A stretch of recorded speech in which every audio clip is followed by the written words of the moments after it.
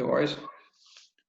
So we're joined this morning by Moneymore goalkeeper Padraig Donaghy to talk about this weekend's junior semi-finals, and having played against all four teams and played behind Moneymore's defence, no better man to take a look at it. Padraig, you go to quite a lot of football anyway, and I saw you at a few of the other games that you weren't playing in, so I suppose maybe just generally first, what about the format of the junior championship? It was a wee bit different than what you're used to.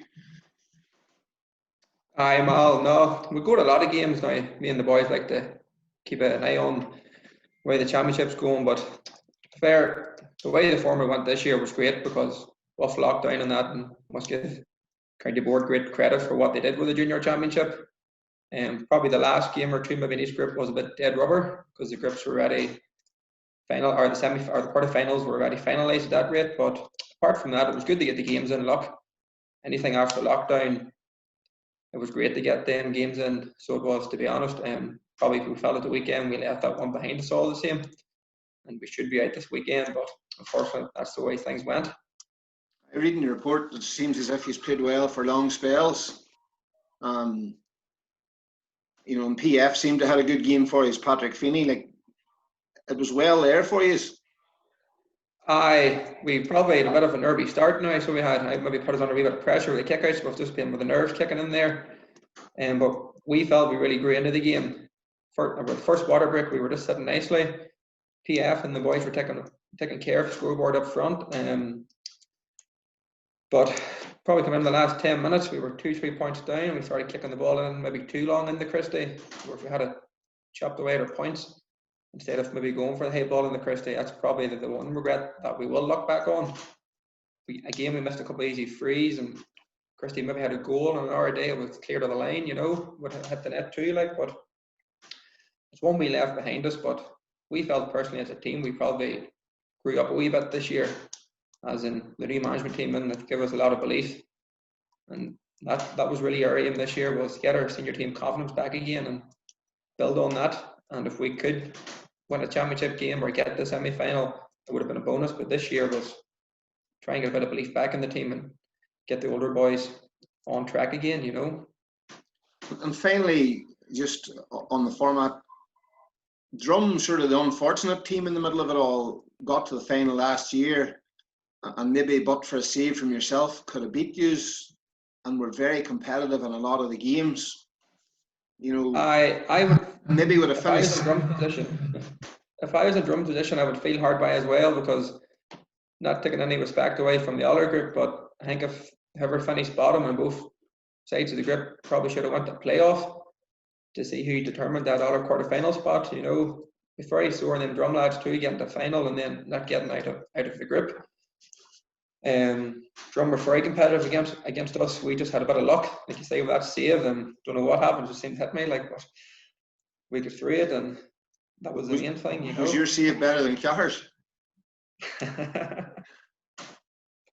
Mine was good for the camera, apparently. Very good. And then we'll take a wee delve into this weekend's games, Paddy. We'll start off with Ballier and Des Martin. You've played against both, obviously, and where do you see this game being decided, or who are the key players for us? I think this game will go to the wire, to be honest. Ballier have a couple of great forwards in there. The likes of Gary Keenan there, Nugent Mullen. We probably marked them really well, but they still got 3 points each off our defenders. They still showed that experience and whatnot there, but I would say Ballier's backline mightn't just be able to deal with the pace with Des Martin come through the middle. But you've got Gavin McGreevy up there and Andy McGuckin. They're real two good lads, and they know where the post is. Like what's Des Martin against yourselves that evening down in Loop? And the running game was sort of devastating until you got a handle on it. And then against Craig Ban, and you're at it yourself, they seemed to play with Gregory and End up front, and that was effective. They're able to sort of mix it.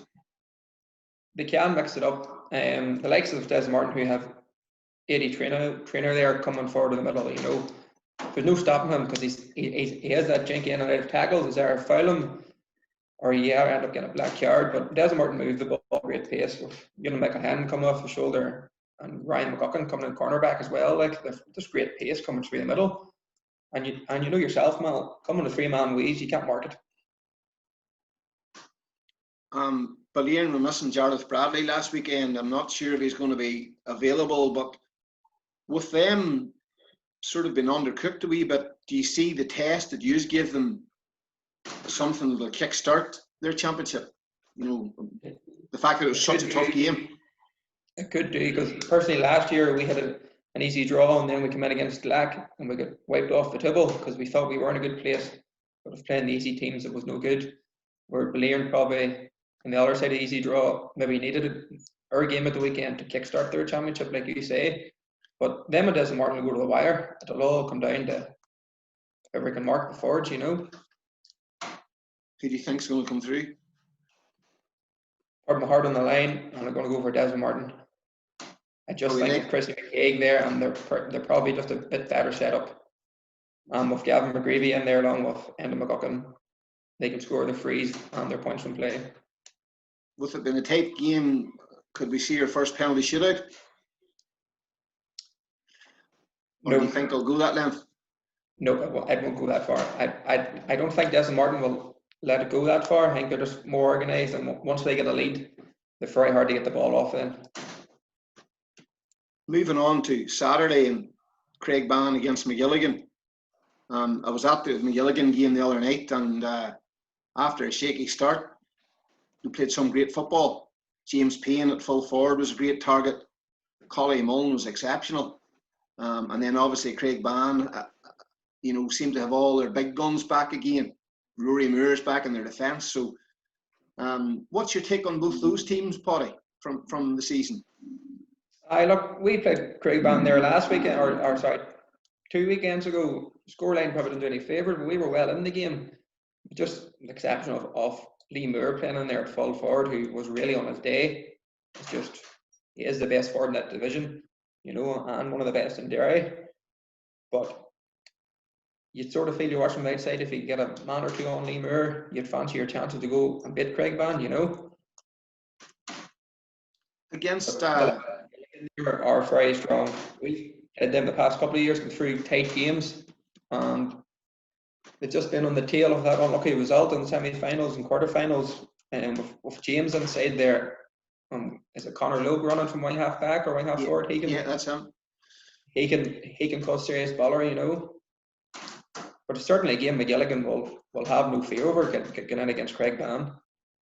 Like I was talking to Shane Keeley at the start of the season before a ball was kicked, and he sort of says, "Watch out for us. It will give teams plenty of trouble." And as you say, they've won it in 2016, and last year they pushed Drum very tight in a very, very good semi-final. So they've got experience of playing in tight games.